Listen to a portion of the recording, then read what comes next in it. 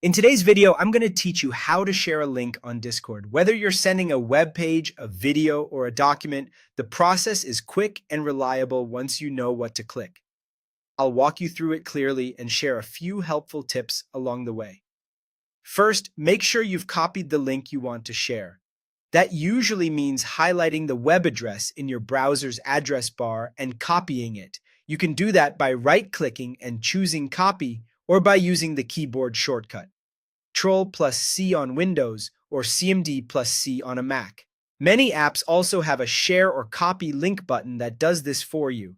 The key is that the full link is on your clipboard and ready to paste. Next, open Discord. You can use the desktop app, the web version in your browser, or the mobile app. If you're not already signed in, go ahead and log in so you can access your servers and messages. Give Discord a second to load your channels and direct messages so you can pick the right place to post. Now navigate to the channel or direct message where you want to share the link. For servers, choose the correct text channel, which is usually marked with a hash symbol.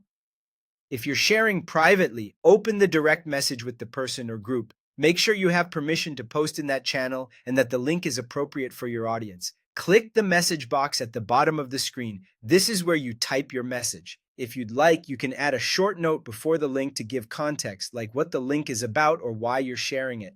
Paste the link into the message box using the keyboard shortcut. On Windows, press Ctrl+V.